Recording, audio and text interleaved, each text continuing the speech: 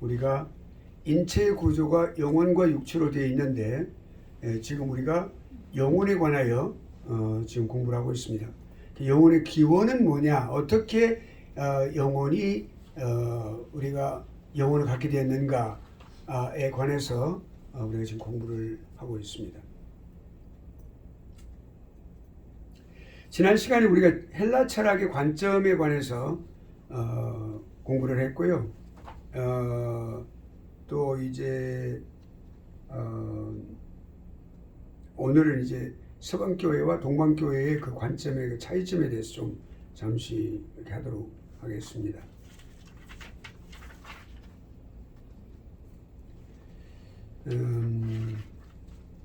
서방교회에서는 그 창조론,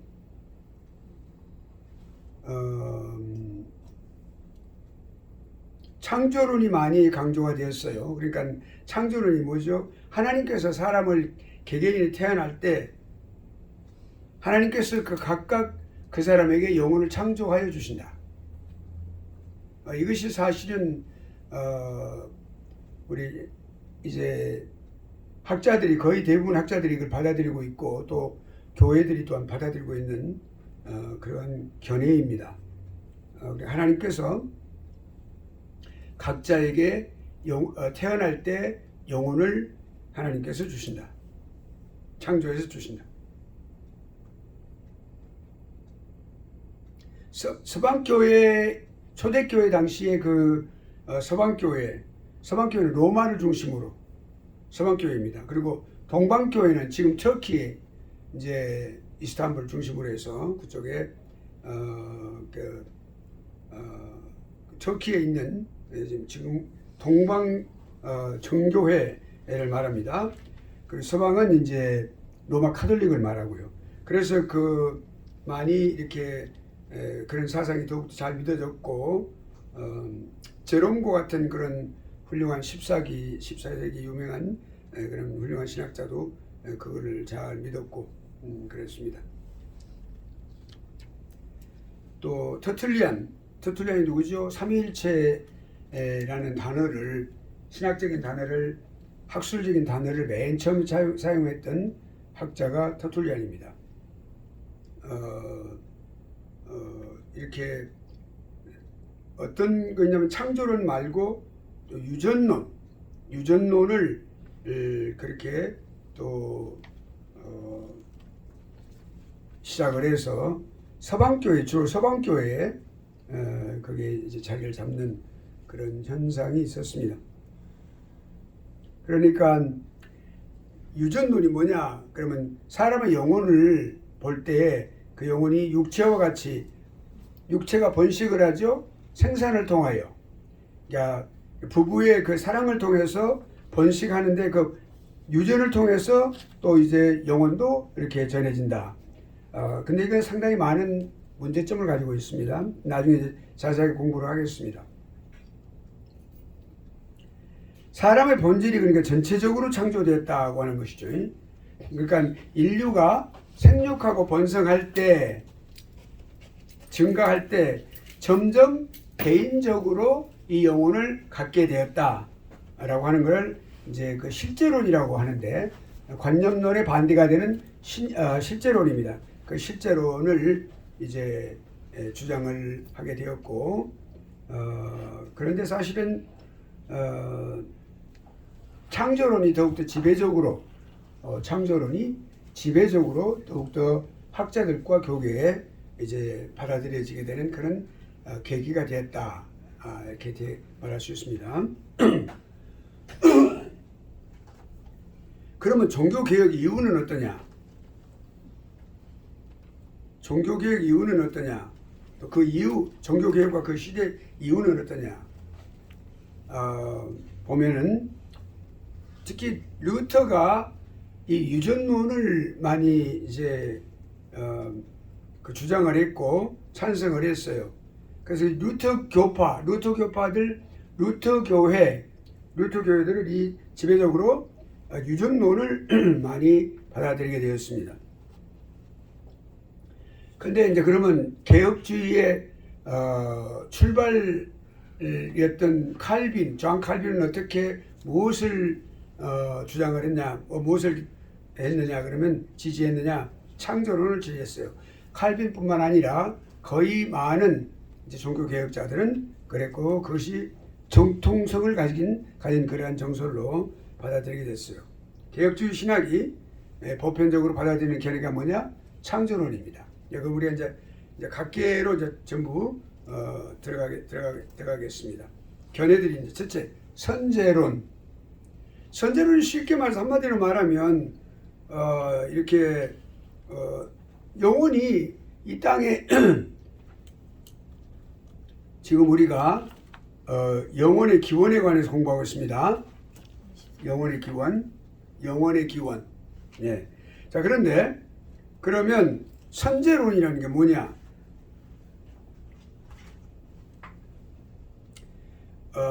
주로 이제 플라톤이 이 플라톤은 훌륭한 철학자이긴 한데 신학적인 면에서는 그냥 철학만 연구했으면 괜찮은데 신학이 자꾸 이렇게 신학을 다루게 되었어요. 그리고 철학적인 그 사고 방식을 신학에다 자꾸 이렇게 접목을 시키고 또한 거기에 적용을 시키는 문제로 인하여 상당히 많은 문제를 그렇게 발생을 시켰어요. 또 오리겐도 그렇습니다. 오리겐도 아주 특별한 생각을 가진 그런 신학자였는데 알렉산드리아파의 그런 학자인데 이 오리겐은 좀 우리가 볼 때 지금 우리가 너무 성경에서 멀어지는 그러한 그 좀 이단적인 그런 요소가 있는 그런 것을 좀 이렇게 믿기도 하고 그렇게 하기도 했고, 그래서 그 외에 다른 학자들은 그렇게 뭐 많이 그렇게 중심을 그렇게 그게 부여할 수 있는 그런 사람들이 아닙니다. 그런 생각을 많이 하는 그런 신학자들에 의해서 주장된 것이 선제론입니다. 우리가 existence라고 하는 것은 existence라고 하는 건 뭐냐면 존재한다 그 말이죠. 그러니까 existentialism 이게 우리가 먼저 존재했다. 이렇게 우리가 예수님이 창조되기 이전에 아버지 하나님과 함께 존재하셨다는 것을 우리가 선제론이다 이렇게 선제하셨다 이렇게 말합니다. 선제하셨다. 주님은 하나님이시기 때문에 아버지 하나님과 먼저 하셨다. 그런 사용되는 것이 pre-existing, 그러니까 existence, 그러니까 선제에 관한 단어가 여기 이제 나와서 여기가 지금 선제론이라는 단어가 그렇게 나오게 됐어요. 자, 그러면 봅시다. 사람의 영혼에 관한 선제론. 한번 생각해 보죠. 전세에 존재했다. 전세란 것은 오늘날 이 세상 현세가 아니고 그 이전에 존재했다 이렇게 말을 하는 거죠. 이 부분은 좀 여러분이 좀 생각을 좀 많이 해봐야 돼요.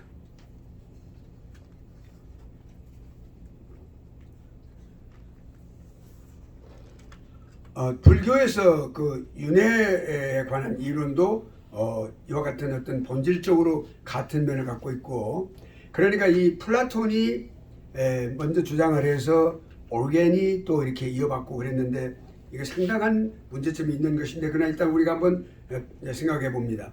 그 영혼들이 이미 우리가 살고 있는 이 시대, 이 지구상에 우리가 이렇게 태어나기 이전에 이미 존재하고 있었다. 어느 시점에 들어와서 육체가 시작되는 어떤 그 시점에 들어와가지고 육체에 들어오게 되었다.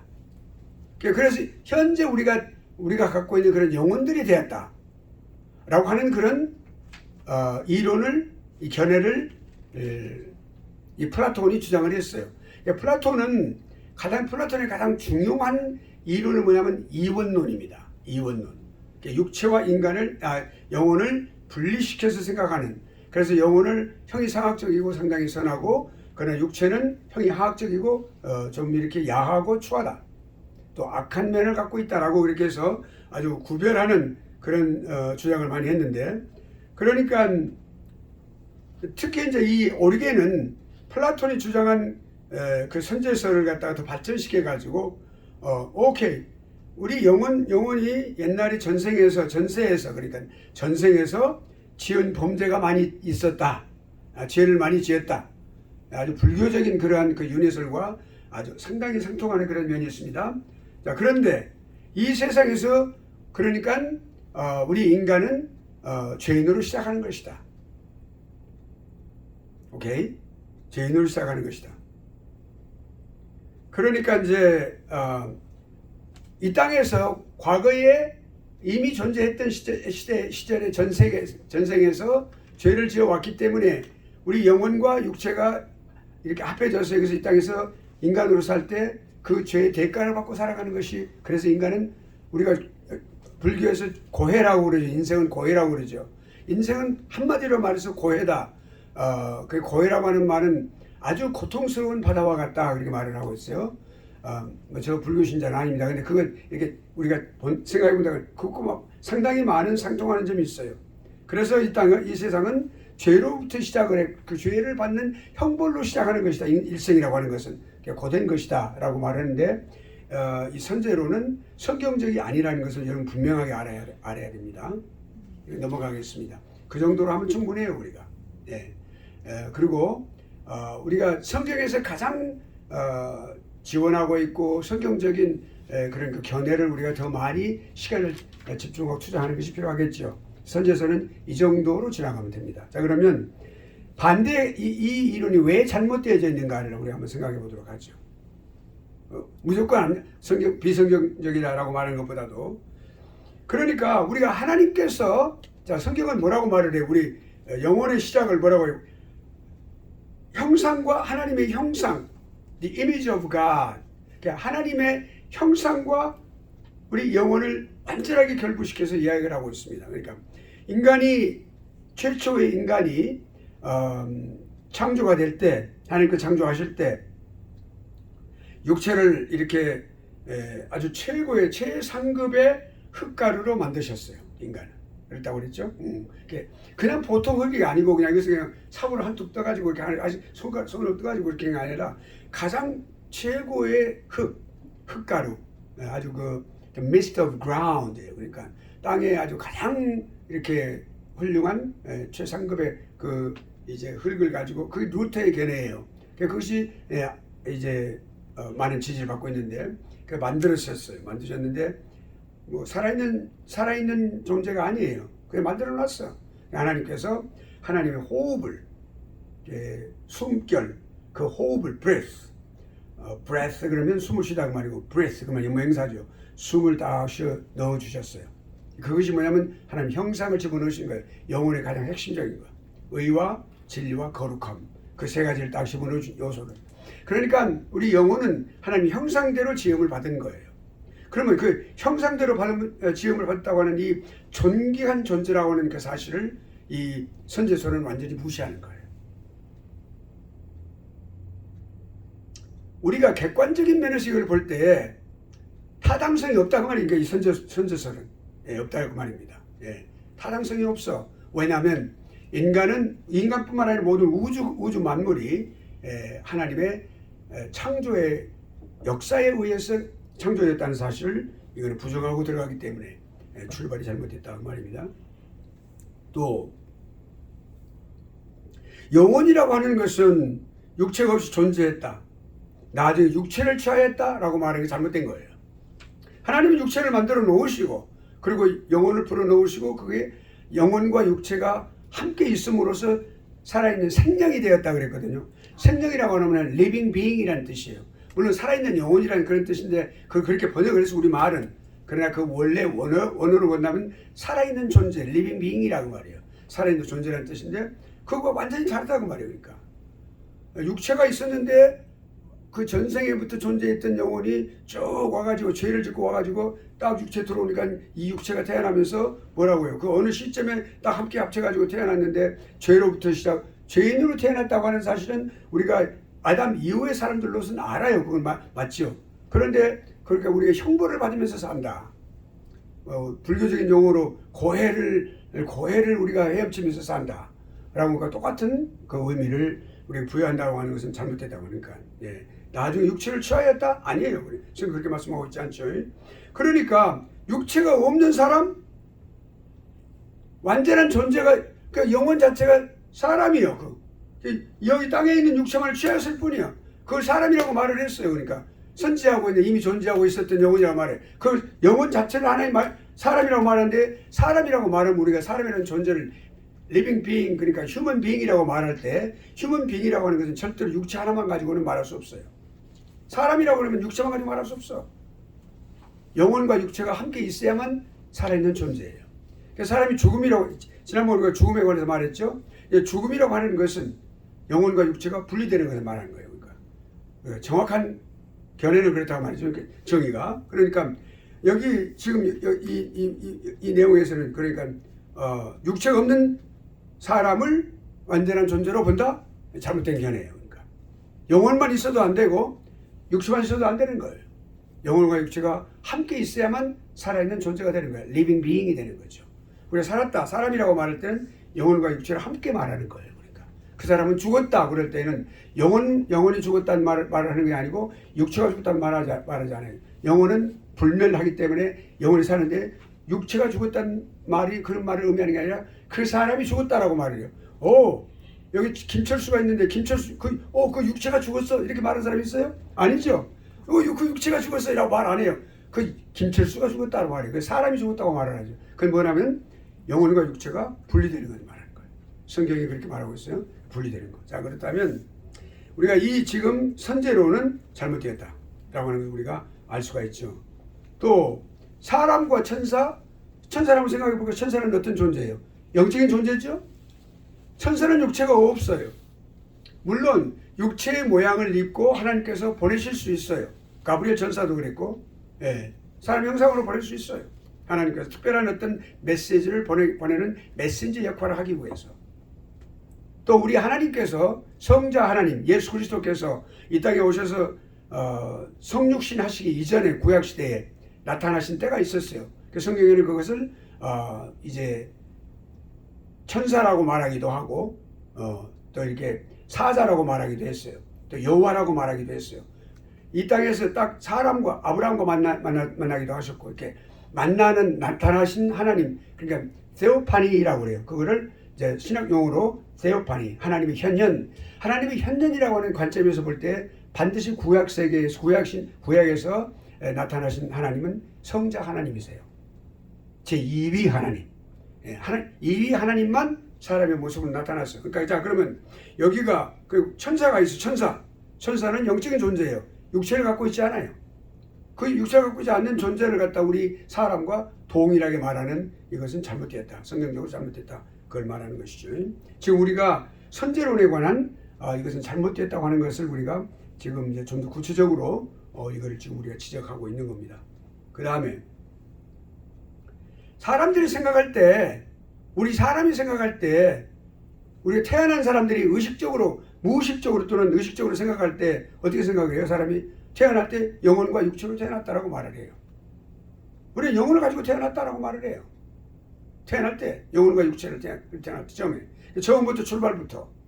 뭐 어디 가서 딱 육체가 있었는데 영혼이 딱 와가지고 육체를 딱 취하고 그랬다 그렇게 말하지 않아요.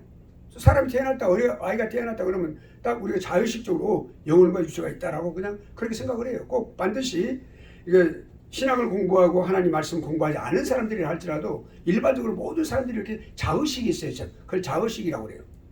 자의식이라고 말한다면 그 자의식에 이 선제로는 위배가 된다고 말이죠. 공감할 수가 없어요.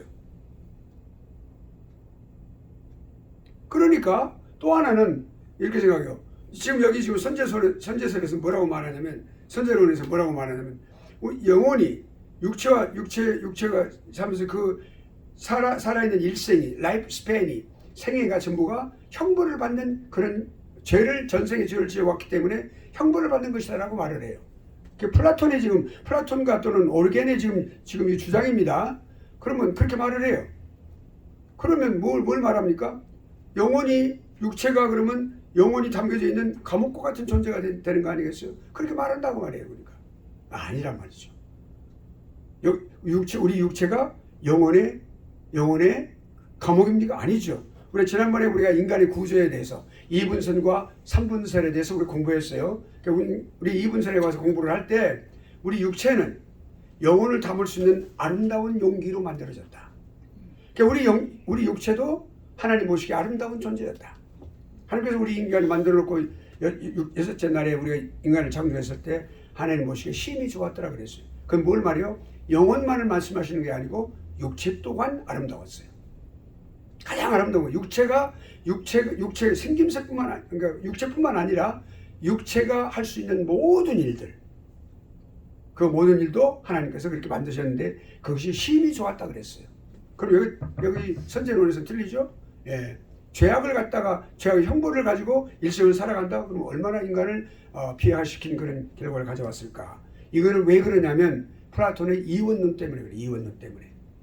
영혼은 형이상학적이고 또 아주 고급이고 수준이 높고 그리고 이제 선한 것을 추구하는 선한 그런 존재고 그걸 영혼이라고 말을 했어요. 그리고 육체는 아주 하급적인 그런 존재고 그리고 아주 악하고 그리고 야하고 천한 것이다.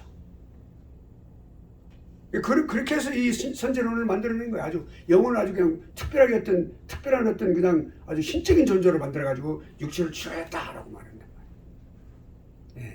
예. 그것은 잘못됐다. 여기까지 하면 이제 여기 선제론에 관한 부분을 우리가 다 다루었어요. 선제론은 한마디로 하나님의 창조 역사에 이렇게 유배되는 것이다. 그 다음에 유전론을 봅시다. 유전론은 이제 우리가 마틴 루터가 이걸 아주 심취해가지고 그 루터교파가 아주 그때부터 이제 이렇게 16세기부터 계속해서 이렇게 옹호해 오고 있는 그런 이론이라고 말할 수 있는데 이제 터툴리안이 누굽니까? 삼위일체라는 단어를 성경에서 이렇게 발견을 해서 단어는 없지만 그러한 개념을 학문적인 용어를 이제 만들어 가지고 그렇게 삼위일체라는 단어를 지금도 사용하고 있어요 우리가. 하나님의 성부, 성자, 성령 하나님의 그 삼위가 한 하나님이라고 하는 사실을 우리가 이 터툴리안이 발견해 가지고 그 터툴리안이 유전론을 말을 했는데 그건 조금 더 잘못했다. 자, 우리가 왜 그렇습니까? 초대교회 교부들을 보면은 훌륭한 그런 교리의 시작을 그 초대교부들이 시작을 했어요. 또 그 당시 이제 하나님의 말씀을 이렇게 가르칠 때 특별히 이제 그노티시즘 영지주의가 아주 그 기독교를 위협하고 있는 그런 이방 종교였습니다. 기독교의 탈을 쓰고 그랬는데 거기에 이제 이 교부들이 특별히 교부들 가운데서 변증학자들이 많이 있어요. 저스틴 마트라든지 터툴리안이라든지 또 뭐 어거스틴도 그랬고 이런 또 아다나시우스라든지 이런 그 아주 훌륭한 그런 그 전투적인 그리고 또 이렇게 변증적인 그런 그 두뇌를 가진 그 마음을 가진 그런 그 교부들이 훌륭히 그 기독교를 이렇게 보호하고 또 하나님 살아계심을 또 보호하고 예수 그리스도를 보호하고 이렇게 변으로 증명하는 그런 일들을 했는데 그럼에도 불구하고 초대교회 교부들이 신학적으로 완전히 교리가 세워진 상태가 아니었었어요. 그러니까 처음부터 오늘같이 이렇게 한 권의 책을 쓸 만큼 뭐 7권의 책을 쓸 만큼 지금 조직신학이 이렇게 교회신학이 발달이 되었는데 학문화에 대해서 체계화 딱 되었어요 지금은. 그런데 그 당시 이렇게 없었어요. 그래서 그저 단순히 잠깐만요.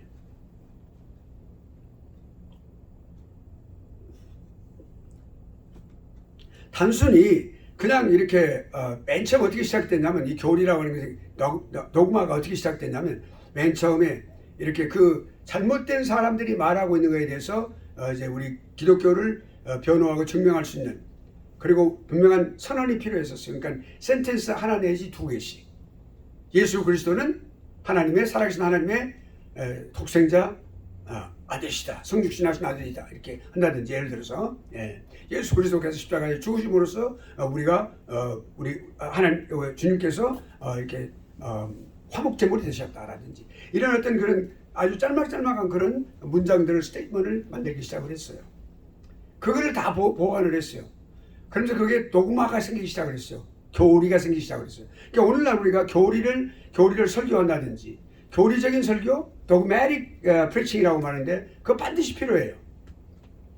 예, 어떤 사람들 또 하나 성경 공부를 할 때에도 이게 chapter by chapter 성경을 갖다 우리가 chapter by chapter 한 장씩 한 장 공부하는 것도 필요하지만 topical 바이블 스터디도 필요해요. 그러면서 어떤 사람도 싫어해요. 그거는 도그마틱 하기 때문에 도구마를 교리를 갖다 가르치는 거기 때문에 안 좋은 것이다라고 말을 해요. 그거는 장로교라든지 또는 이렇게 뭐 다른 교단 뭐 성결교단이라든지 또는 뭐 감리교단이라든지 이런 교단 개념이 없는 사람들이 그렇게 말을 하는 거예요. 그런데 우리가 특별히 가장 성경적인 교단이 어디냐? 장로교단이죠. 예. 그러니까 우리가 조금 이제 이야기 조금 빗나갑니다. 왜냐하면 그 필요하니까 빗나갈 필요가 있으니까. 그런데 이제 종교개혁 당시에 종교개혁자들이 그랬어요. 그 캐치프레이즈가 뭐냐면 모토가 뭐냐면 성경으로 돌아가자. 천주교가 너무도 5세기부터 약 보통 그러니까 어거스틴 죽은 이후로 중세기 암흑시대에 너무도 많이 스칼라 철학자들이 성경을 막 이렇게 막 트위스트 시켜놨어요. 그냥 막 풍요적인 해석. 예. 뭐 또 이제 스칼라 철학자들이 그냥 성경을 해석을 할 때 3중, 4중, 5중, 6중까지 막 이렇게 막 아주 복잡하게 만들어놨어요. 성경은 그렇게 복잡하지 않거든요. 성경이 다른 성경을 해석하는 방식으로 아주 쉽게, 아주 간단하게, 아주 플레인하게 그렇게 성경을 해석했는데. 그래서 이 종교개혁자들이 칼빈을 중심으로 해서 뭐 마틴 루터는 이제 초기 사람이지만 그 후에 스윙글리라든지 뭐 다 전부 다 이렇게 종교개혁자들이 뭐라고 그랬어요. 우리가 성경으로 돌아가자. 이런 거 다 전부 다 스칼라스틱 하는 이런 모든 것들은 다 전부 버리자. 이건 사람들을 갖다가 완전히 그냥 골치 아픈 머리를 갖다 쥐관하게 만드는 그런 것들이다. 하나님 말씀 그런 거 아니다. 다 그렇게 하자. 그래가지고 다 그렇게 해서 성경으로 돌아가자. 그러면서 무엇을 시작을 했냐면, 오케이, 예수 그리스도가 하나님의 아들이시고 십자가에 죽으신, 우리를 위해서 죽으신 분이라는 사실을, 메시아라는 사실을 분명하게 아는 그걸 갖다 어떻게 가르쳐야 되느냐. 초신자, 그 어린이들을 어떻게 가르쳐야 되느냐. 그래서 이제 물론 이제 그 웨스트민스터 신앙고백서, 웨스트민스터 사원에서 오랜 세월에 걸쳐서 학자들, 목회자들, 또 신학자들, 그렇게 해서 이제 나왔죠. 또 이제 이제 그렇게 했는데 그때 뭘 만들어냈냐면 우리 성도들을 가르칠 때 그냥 이렇게 챕터 바이 챕터 가르치면 지식은 가르칠 수 있어요. 성경 지식은 체계적으로 가르칠 수 없는 거다. 그러니까 그들의 믿음을 체계적으로 성장시키기 위해서 필요하다. 그래가지고 그것을 캐리키즘이라고, 그것이 요리 문답이라는 걸 만들었어요. 종교개혁자 칼빈을 중심으로 해서 요리 문답. 그래서 그걸 오케이, 요리 문답은 평신도들, 성도들뿐만 아니라 성도님들뿐만 아니라 목회자 이제 이제 후보자들도 여기 신학교에서 공부하시는 분들이 목사 후보생들이 사실. 그런데 그들에게도 필요한 거 있다. 그러니까 두 가지. large catechism, 대요리 문답. 그 문답으로 지금 문답 형식으로 되어 있어요. 문답으로. 질문과 답으로 되어 있어요. 아주 쉽게 되어 있어요. 완전 성경, 답은 100% 성경이에요. 성경에서만 뽑아낸 거예요. 그 다음에 이제 평신도와 어린이들을 위해서 소요리 문답, shorter catechism, 이걸 만들어냈어요. 그래서 장로교에서 그렇게 그거를 이제 쓰고 있는데, 우리 교회는, 제가 섬기는 교회는 합동측 교단이에요. 장로교. 그래서 그 소요리 문답을 성경 공부 교재로 지금까지 사용하고 있어요. 지금도. 지금 이제 약 한 30문 정도 지나갔어요. 30문 지나갈 때 여기 신학교에서 배우는 구원의 서정도 나와요. 그렇게 아주 중요하단 말이에요. 이렇게 체계적으로 성도들 딱 완전하게 체계적으로 딱, 그러니까 구원에 어떻게 구원받는지에 대해서 딱 전부 다 알게 되는 거야. 아주 훌륭한 그런 믿음의 지식을 가진, 체계적인 지식을 가진 그런 성도로 성장한단 말이에요. 자, 그러니까 그렇게 된 상황에서 그렇게 됐는데, 여기 이제 우리가 지금 유전론에 이야기를 합니다. 그러니까 그런 확실하게 그렇게 해줘야 되는데, 그런 게 또 다른 것들이 또 나오고, 여기 이제 마틴 루터는 상당히 많이 이제 칼빈하고 장 칼빈하고 많이 교리적으로 많이 이제 이렇게 서로 대립이 됐었어요. 너무 한 군데 치우쳐가지고. 그래서 상당히 많이 그 교리적으로 잘못된 것이 나중에 막 발견되고. 그러나 이 마틴 루터의 중요한 점 뭐냐면 아주 성경 번역에 아주 특출한 그런 은사를 받은 사람이었었어요. 학자였었어요. 훌륭한. 그래서 이제 많이 하게 되었고, 또 이제 성경 해석은 이제 또 칼빈이 그렇게 또 훌륭한 그런 사람이었고, 아무튼 그래서 이 유전론에 의해서 본다면 인간의 영혼이 출생될 때 육체와 함께 번식한다 그랬어요. 번식한다고. 그러니까 부모가 나누어 준다라고 말을 했어요. 영혼을. 육체를 부모가 만들어주죠. 그러니까 난자와 정자가 앞에서 이렇게 세부 분열을 해서 나타나니까 번식한다. 생산하게 된다. 그 영혼도 생산한다라고 말을 했어요. 이것이 상당히 문제점을 이제 가져오기 시작을 했어요. 부모가 자녀에게 영혼을 나누어 준다라고 말하는 것이에요. 그럼 어떤 문제가 있느냐? 자, 그러기 전에 이제 유전론을 뒷받침하는 것들로 한번 좀 보겠습니다. 어떤 이 유전론을 뒷받침하는지 긍정적인 면에서 우리가 한번 봐야 되겠죠. 긍정적인 면도 있어요. 아까 이 선제로는 긍정적인 면은 전혀 없는데 부정적인 면만 있는데 유전론은 좀 긍정적인 면도 있어요. 성경의 지지를 조금은 받고 있어요. 성경에서. 이것도. 그 성경에 관한 그 요절들은 내가 각주 81번에 내가 달아놨어요. 다. 찾아놨으니까 집에 찾아보시기 바랍니다. 여기서는 찾지 못해요.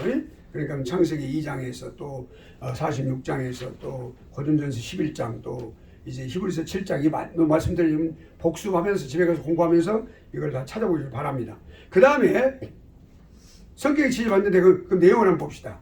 하나님께서 딱 사람의 코에 생기를 불어넣어 주셨죠? 종을 번식을 한단 말이에요. 2대, 3대, 4대, 4대, 5대 자자손손 번식이 되는 거예요. 그럼 그거를 이 유전론에서 뭐라고 하냐면 하나님께서 아담과 하와에게만 딱 그렇게 하시고 그 후로 2대, 3대, 4대 그러니까 우리가 가인과 아벨로부터 시작해가지고 그렇게 2대, 3, 4대는 부모가 영혼을 나눠준다. 이렇게 말을 했어요. 이제. 여러분 좀 신기하죠? 오케이. 그렇게 말을 했어요. 그렇게 한다고 하는 거예요. 그러니까. 사람에게 위탁하셨다. 사람에게 위탁하셨다. 우리가 목사님이 이제 그 어느 교회에 이제 부임해서 갈 때 그냥 단순한 담임 목사님이 아니고 위임 목사라는 게 있어요. 위임 목사. 그 위임식을 하게 돼요. 그러면 그 모든 것을 위탁받은 것을 의미하는 거예요. 그러니까. 정권을 다 줘가지고. 자, 그런 어떤 좀 비싼 점이 있다고 꼭 그렇다는 게 아니라, 자, 그렇다면. 두 번째로 뭐냐면, 하와의 영혼 창조는 성경에 없다. 아담의 영혼은 창조했다는 말 분명히 나와 있죠. 형상을, 숨결을 집어넣으셨으니까. 근데 하와는 그것이 기록이 안 돼 있는 거예요, 그게. 그래, 그거는 그러니까 아담의 영혼을 창조하는 것에 포함되어 있다라고 말하는 거예요, 그게. 그 이유가 뭐냐? 여기 지금 유전론에서 지금 강조하고 있는 게 뭐냐면 그 이유는 하와가 남자에게 속해 있었기 때문이다라고 말을 하고 있어요. 그것이 이제 창세기 1장 28절 말씀에 그렇게 됐다는 말이죠. 또 하와의 영혼 창조에 대해서는 성경에서 언급이 전혀 없다라고 말하는 거죠. 지금 우리가 이 유전론에 관한 반대에 관한 거기에 대한 비판에 관한 것을 지금 안 합니다. 그러니까 어떻게 유전론이 성경의 지지를 받고 있는지를 지금 우리가 생각해 보는 거예요. 또 그 다음에 성경에서 뭐라고 하냐면 아담의 그 자손이 어디가 있다고요? 그 종하고 말할 때 여기 허리에 자손이 있다라고 말을 했거든요. 허리란 말이 뭐냐면 그냥 허리에 여기 대퇴물을 말하는 게 아니라 남자의 생식기를 말하는 겁니다. 거기에 남자의 씨가 들어있다고 하니까 우리가 의학적으로 보면 분명한 말이에요. 남자의 그 정랑에 그러니까 정자가 보존되어 있는 곳이 어디 허리 부분에 생식기에 있단 말이에요. 그거를 성경에서는 허리에 있다라고 기록하고 있다는 거죠. 그것을 말하는 거죠. 그러니까 그것이 씨가 거기 있다는 말은 곧 영혼을 부모가 자녀들에게 변식시켰다라고 하는 것을 뒷받침한다라고 말을 하고 있어요. 그것을 그렇게 말하고 있어요. 또 그 다음에 이제 동식물에 대해서. 동식물이 있는데 동식물에서 그 개체수가 증가할 때 하나님께서는 직접 창조하지 않고 그냥 동식물이 그냥 이렇게 계속해서 그 어미 나무로부터 또는 어미 사자로부터 이렇게 계속해서 자연적으로 파생되고 번식되는 것을 하나님께서 그렇게 발생시키도록 놔두셨다 그렇게 말을 하고 있는 거예요. 그것이 또 성경에도 나와 있어. 시편 104편에 말이죠.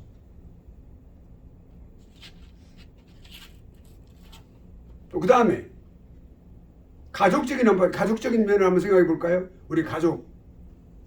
정신적으로 가족의 정신이 그 스피릿이라고 말을 해요. 그건 뭐 영원한 뜻이 아니라 정신 또는 우리 민족의 정신, the spirit of the nation 그러면 민족 정신 뭐 그런 게 있잖아요. 우리 대한민국의 민족 정신 뭐 있잖아요. 이게. 백의 정신이라든지 뭐 호객 인간이라든지 하는 그런 어떤 우리 그 민족의 어떤 정신, 예. 미국도 마찬가지고 각국이 다 그렇단 말이에요. 그러니까 그런 어떤 가족의 어떤 가훈이 있어요. 그럼 가족마다 또 가훈을 딱 아버지가 세워가지고 그게 흘러가게 하고 또 그러면 또 자녀들한테 손자가 있으면 우리 할아버지가 이렇게 하셨어. 아니 이걸 또 우리 중조 할아버지가 하셨어. 우리 고조 할아버지가 있어요. 고고조 할아버지가 있어. 우리 이렇게 계속 이렇게 이제 이어가는 거. 또 정신으로 볼 때 그렇다는 거죠. 전승. 예. 그런데 그런 것은 조금 의문이 들긴 하지만 그렇다고 하니까 그렇게 우리가 들어갈 수 있어요. 그러니까.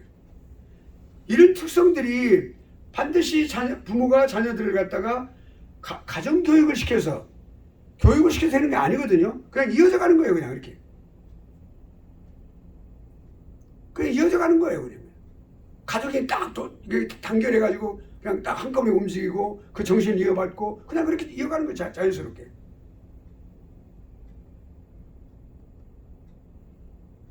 또 영혼의 어떤 그런 어떤 그 문제점이 도덕적이고 또는 윤리적인 어떤 그 영적인 타락에 가는 것도 영적인 타락이 이어져 간다고 말이죠. 이어져 간단 말이에요. 아버지가 무슨 장난하게 있으면 어떤 그런 묘한 것이 또 자식에게도 나타나는 그런 것들이 딱 이렇게 관찰하고 살피면 나타날 수 있다고 그러죠. 그러니까 여기가 이제 그 우리가 실제론과 관념론이라는 게 있어요. 실제론은 실제 일어나는 거에 대해서. 그러니까 실제론이란 뭐냐면 관념론과 반대되는 것인데 그런 어떤 관점에서 우리 원죄를 설명한다. 유전론과 결부시켜가지고 이런 걸 우리가 볼 수 있는. 그러니까 유전론을 뒷받침하는 사실들이 조금은 있어요. 이렇게 성경의 지시도 받고 그렇게 있습니다. 그런데 이 유전론에 대해서 우리가 이제 비판적인 이것이 잘못됐다라고 말하는 그런 어떤 반론을 우리가 한번 생각해 보도록 하죠. 이 유전론이라고 하는 거는 어떤 것을 설명해 주지 못하냐면 영혼은 단순하다. 영혼은 딱 그러니까 영혼의 에센스, 영혼의 요소 외에는 다른 게 없어. 영혼은. 그런데 그 단순성 있는데 배치가 된단 말이죠. 영혼은 단순히 하나님께서 그냥 우리가 창조서라 봅시다. 창조를 하나님께서 창조해가지고 딱 주셨어. 이거 단순해요. 이렇게 그 영혼의 생성이 사람에게 따라서 태어날 때 하나님께서 창조했다고 이렇게 창조해서 개개인에다 주셨다고 말이거든요. 그 창조론인데 이거 비교해보면 너무도 이건 단순하지 않고 복잡해. 뭐 부모로서 이렇게 하고 뭐 여러 가지 뭐 가족적인 거 뭐 후손들 뭐 이렇게 조상 뭐 이렇게 뭐 여러 가지 언급이 없다 뭐 여러 가지 많단 말이죠. 그러니까 여기 지금 유전론이라고 하는 것은 뭐냐면 영혼을 갖다가 나누어준다는 놈이거든요. 부모가 자식에게 영혼을 나눠준다는 말이에요. 증식시킨다고 말이에요. 세포 분열과 같이. 물론 핵이 다 나눠지니까. 이것도 똑같이 육체의 증식과 똑같아.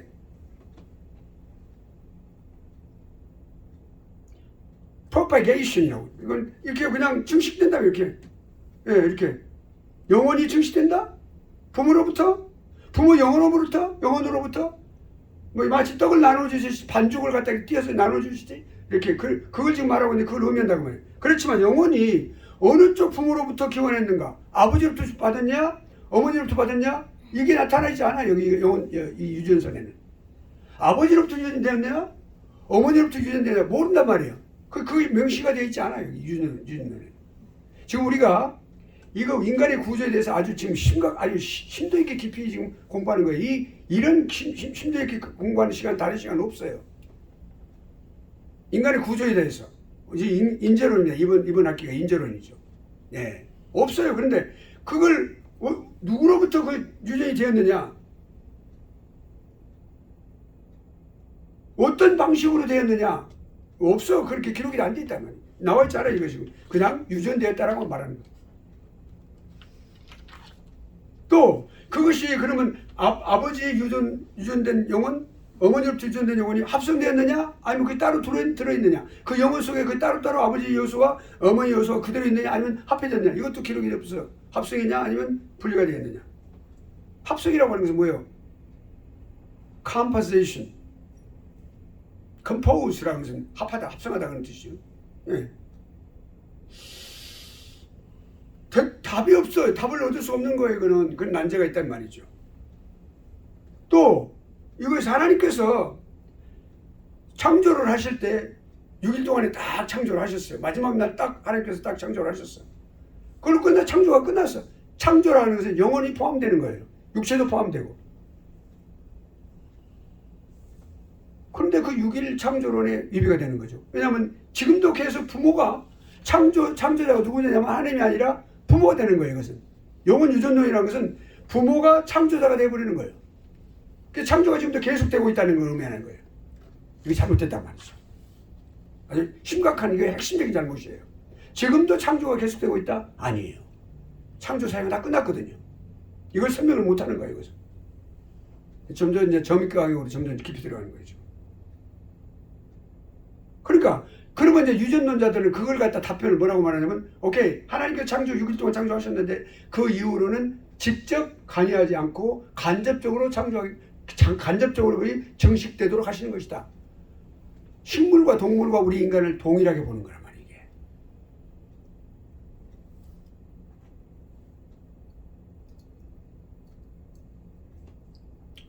그리고 또 여기서 이제 말하는 것은 어떤 우리는 알지 못하지만은 어떤 매개체를 사용하셔서 인간의 영혼이 정식하도록 하신다. 그것이 부모인데 부모가 그렇게 어떤 보이지 않는 어떤 매개체로부터 그렇게 정식할 수 있도록 하는 그렇게 해서 가능하게 해서 한다라고 말하는데 그것도 설명이 안 되는 거죠. 그러니까 하나님은 제1원인이시죠. 제1원인, 제2원인, 철학적인 단어입니다만 제1원이고 제2원인이죠.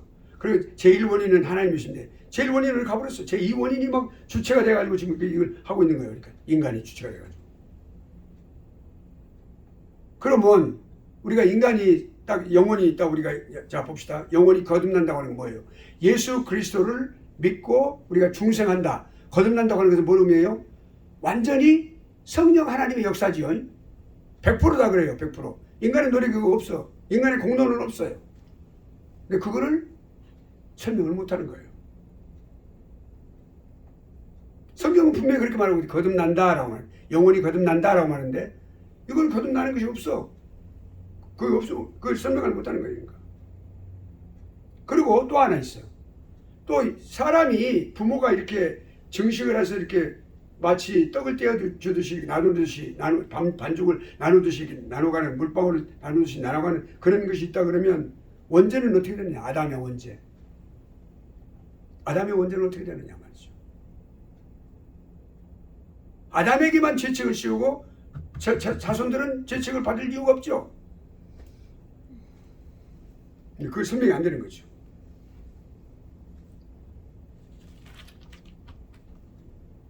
자, 그 다음에 그러면 이제 기독론, 예수님에 대한 기독론, 예수님에 대한 기독론. 이거 예수님 죄가 없으시잖아요.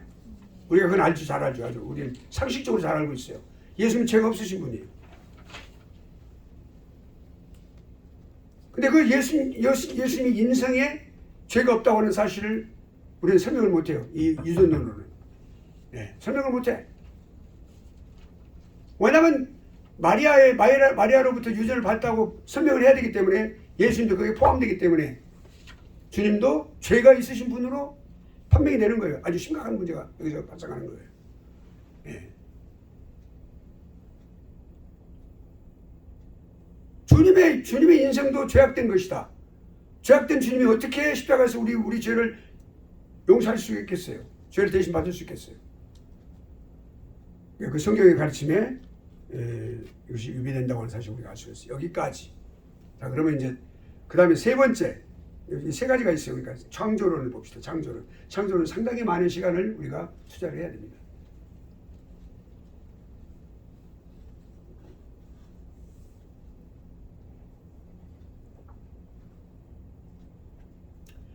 사실은 이제 그 루터가 이렇게 그 이제 유전론을 그러니까 그 터툴리아누스, 예, 그리고 이제 루터 교회가 루터 말고 루터 그 다음에 이제 루터 교회들에게서 또 루터 교단이 이제 그렇게 교파가 그렇게 이 유전론을 이제 했는데 루터 자신은 그렇게 아까 내가 좀 수정을 합니다. 그렇게 했었지만 나중에 다시 거기서 나왔어요. 그래서 제롬은 우리가 14세기 사람이죠. 그 제롬이라는 그 칼빈, 루터 또 그리고 또 헤먼 바빙크가 누굽니까? 칼빈 이후로 3대 칼빈주의자 중에 하나며 가장 훌륭한 교회 신학자, 조지 신학자가 바빙크예요. 루이스 벌코프도 마찬가지예요. 루이스 벌코프 이런 창조론자들이 다 창조론을 지지하고 있습니다. 거의 모든 개혁주의 신학자들이 이 창조론을 이제 주장하고 또한 이 견해를 지지하고 있습니다. 그러니까 그 말은 뭐냐면 한마디로 창조론은 뭐냐면 하나님께서 그 아이가 태어날 때 직접 영혼을 창조해서 각 사람에게 주신다. 좀 여러분 이 말씀을 들으면 딱 머릿속이 환해지는 거 못 느낍니까? 확실하게 딱 하나님께서 창조해서 주시는구나. 뭔가 깨름직한 것이 아니라 분명하게 딱 우리가 지금까지 하나님께서 영혼을 창조하셨던 그 생명이 된다고 하는 그 사실과 부합되는 거라고 볼 수 있어요. 그러니까 부합되는 거예요. 그러니까 직접 아이가 태어날 때 즉각적으로 그 시간은 우리가 모르겠으니까 그러니까 난자와 정자가 딱 합해지는 그 순간 딱 합해져 가지고 딱 하나가 되었을 때 그것인지 아니면 슬쩍 분열을 해서 그러는지 그때는 우리는 잘 몰라요. 잘 모르겠는데 아무튼 하나님께서 거기에 아주 정확한 시간에 딱 정확하게 적절하게 즉각적으로 그리고 직접적으로 창조해서 영혼을 주신다.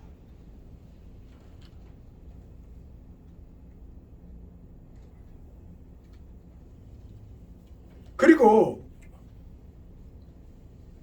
영혼이 처음에는 순수하게 창조가 되었는데 아담에게 부패해서 영혼이 부패했어요. 그 타락했기 때문에 부패했고 부패한 영혼과 이제 연합이 된다.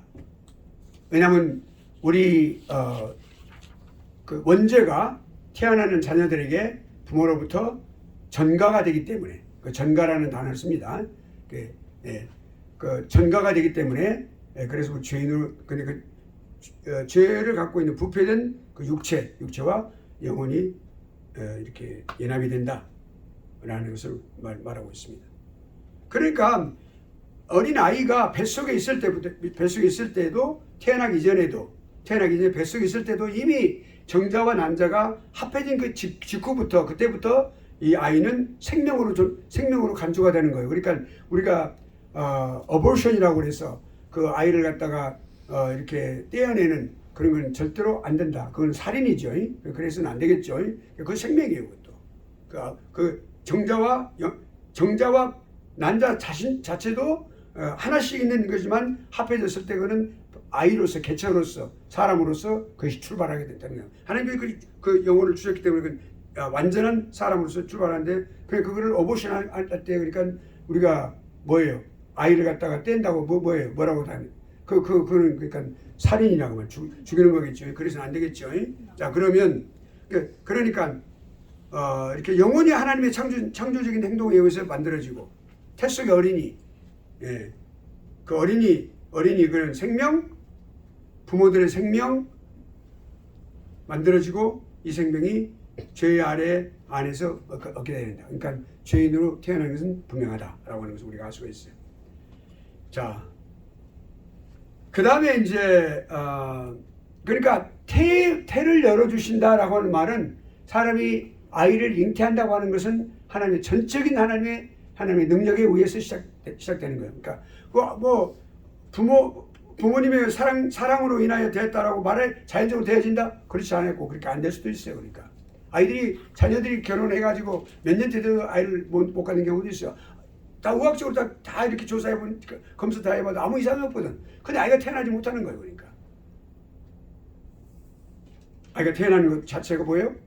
하나님의 특별하신 섭리에 의해서 태어나는 것이죠. 예, 다. 그러니까 태어난 생명은 항상 존귀하고, 엄마의 태아에 있을 안에 있을 때, 안에 있을 때에도 잉태된 그 상태에서도 존귀한 생명이다라고 하는 사실 우리가 알 수가 있는 거예요. 왜냐하면 창조되었기 때문에, 그 영혼이 창조해 주시기 때문에. 그러니까 성경은 이제 육체와 영혼의 창조를 명확하게 이렇게 나누고 있죠. 육체를 만드셨고 흙으로부터 만드셨고, 또 영혼은 하나님으로부터 직접 그 숨결을 통하여 하나님께서 영혼을 주셨다, 이렇게 우리가 분명하게 이렇게 구분하고 있는 것을 우리가 알 수가 있는 것이죠. 그러니까 육체와 영혼은 똑같은 것이 아니고 혼합된 것이 아니고 분명히 다른 개체다, 다른 실체란 말이죠. 또 기원이 다르다.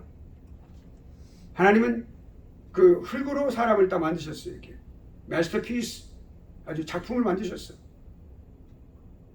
그러니까 육체 내의 모든 내장도 마찬가지, 내장 기관도 마찬가지. 의사들이 볼 때 소우주와 같다 그러잖아요. 그 살이 깊은 의사들은 그 보고 놀라는 거예요. 그러니까 그 사람들 주님 앞에 돌아오는 사람들이 많아, 의사들이. 그래서 그러니까 우리가 다른데 영혼은 달라. 하나님의 숨결을 통하여 그러니까 그 뭐 다른 말로 표현하면 하나님 생명을 주신 거예요. 하나님 자신의 생명을 주신 거예요. 그래서 영혼은 영원히 사는 거예요. 그러니까 영혼은 불멸하는 거예요. 죽지 않아요. 자, 그러니까 분명 성경이 가르치고 있죠. 또 영혼의 본질 한번 볼까요? 영혼의 본질. 인간 영혼의 속성, 영혼의 영적인 성격, 나눌 수 없는 영혼의 특성 다 있어요. 그러니까 영혼은 비물질적인 거예요. 그러니까 it's non-material. 영혼은 물질적인 것이 아니에요. 그러니까 우리가 유물론이라고 하는 것은 인간의 영혼을 완전히 무시한, 인간의 전체를 갖다, 전 인격적인 홀 비잉을 갖다가, 인간의 전체를 갖다가 하나의 물질로 보는 거예요. 그러니까 그것이 성경과 완전히 다른 거죠. 우리가 그것을 잘 이해를 해야 됩니다. 예, 잘못된 것이죠. 그러니까. 또 우리가 일반적으로 심리학, 사이콜로지, 일반 대학에서 가르치고 있는 심리학도 거기에는 영혼이라는 게 없어. 인간을 물질로 다 보는 거예요. 그러니까. 예, 다 그냥 브레인과 그 브레인의 명령을 받아서 움직이는 모든 기관들만 말하고 있는 거예요. 그러니까 거기 심리적인 마음도 마찬가지. 그러니까 그걸 갖다 우리 성경은 매우 중요하게 말하죠. 예. 그러니까 제일 좌석 어디에 있다고? 마음에 있다고 그랬는데, 이런 것들은 그런 차이가 있는 거죠. 그러니까 그러니까 이 영혼이 본질이 비물질적이고 영적이다. 분할할 수 없다. 영혼은 분할할 수 없어요. 그 창조에 의해서 되어졌다라고 하는 걸 우리가 알 수가 있는 거죠. 그래서 번식을 통해서 이렇게 파생된다. 유전론이 잘못됐다고 하는 사실 우리가 알 수가 있겠죠. 유전론은 잘못되어 있다. 예, 알 수가 있어요. 이제 우리가 이제 그리스도 인성을 바르게 설명, 여기까지 공부하겠어요. 지금 조금만 더 하겠어요. 자, 그러면 그리스도의 인성, 창조론이, 아까 우리가 유전론은 그리스도의 인성에 관한 그리스도론을 설명하기 부족하다 그랬죠. 근데 창조론은 그리스도의 인성에 관한 것을 잘 설명할 수 있어요. 왜 그러냐면 성경적이기 때문에 그렇다라고 하는 걸 우리가 알 수가 있죠. 자, 그럼 봅시다. 창조론. 그럼 창조를 말하기 전에 그 유전론 한번 보고. 유전론의 주장은 유전론이 무엇에 어떤 잘못에 빠지고 있어요? 예수 그리스도, 그러니까 모든 전인적으로 다 그렇게 부패가 되기 때문에 그러니까 유전이 된다고 했기 때문에 마리아로부터 유전을 받은 예수님 육체도 거기 죄가 있다라고 말한단 말이에요. 유전론은 그걸 설명을 못 해준 거예요. 예수님은 무죄하시다. 성경 분명히 무죄하시다라고 했거든요. 주님은 그래야만 무죄하신 분이라야 우리 인간의 죄가 있는 우리 인간을 갖다가 구원할 수 있는 거예요. 그렇죠? 뭐 A라는 사람이 어떤 분이 B라는 사람을 위해서 십자가를 죽었다고 해서 그 사람 구원할 수 없는 거예요. 왜냐하면 그 사람 죄인이기 때문에, 똑같은 죄인이기 때문에 그 능력이 없어. 그렇죠? 스스로도 구원하지 못하는데, 그러나 예수님은 왜 그래 할 수 있어요? 죄가 없으시니까. 인성을 입으셨는데 그 인성 자체도 죄 없어. 자, 그러니까 여기 창조론에 있어서는 그걸 설명할 수 있는 거예요. 즉 그리스도의 무죄성을 갖다가 설명해 줄 수 있는 거예요. 그러니까. 예. 그러니까 예수님은 참된 육체를 갖고 계시는 게 인성을 갖고 계시는 거예요. 또 영혼은 이성적이에요. 이성적인 존재예요. 우리가 사람이. 왜냐하면 이성적인 존재라고 할 땐 우리 인간을 말하는 거예요. 그러니까 거기에 무엇도 포함돼요? 천사도 포함되는데 특별히 우리는 육체를 갖고 있기 때문에 우리가 천사와는 달라요. 그러니까. 예. 그러니까 그렇게 지내고 있어요. 사람을 탄생하셨어요. 참된 육체를 갖고 계셨어요. 여인에게 나셨지만 우리와 같지 않아. 우리와 같지 않아요. 그러니까 우리가 주님께서 승기하셨다라고 우리가 이제 나중에 기독론에 다음 학기 기독론을 공부하는데 기독론에서 승기라고 하는 과정이 있어요. 이렇게 비참하게 이렇게 주님이 이제 이렇게 아주 비참한 상태로 십자가에 죽으시고 무덤에 묻히기까지 근데 그 승기라고 하는 것은 부활로부터 시작돼요. 그러면 승기되었다. 승기됐다고 하는 것은 승기라고 하는 것은 원래 상태로 복귀되었다는 것인데 그 승기되는 그 되었을 때 그러니까 우리 예수님의 인성 자체도 존귀함을 받는 거예요. 신성과 육체 예수님의 신성과 예수님의 인성 전인적으로 다 모두가 다 우리 모든 사람이 예배와 경배를 받으신 말이에요. 영혼만 그렇게 하나님 신성 그러니까 영혼 신성인 그러니까 신성을 갖고 계시는 디바인 스피릿만 그렇게 되는 게 아니고 예수님의 육체 자체도 우리의 존귀와 영광을 받으시는 거예요. 달라요, 그러니까. 우리가 죄에 있는 우리 인간과 다르다고 말이에요, 그러니까. 예. 그래서 그러니까 그리스도는 그렇지 않다. 예. 죄가 없으셔요, 그러니까. 모든 사람은 아담이 저지른 죄 범죄했고 타락에 다 참여했어. 왜냐하면 아담이 우리의 대표가 되니까. 우리가 그렇게 전가가 됐는데 그리스도만큼은 그러시지 않다. 이게 지금 딱 12시가 잡았어요. 않다. 끝났어. 예, 끝났습니다.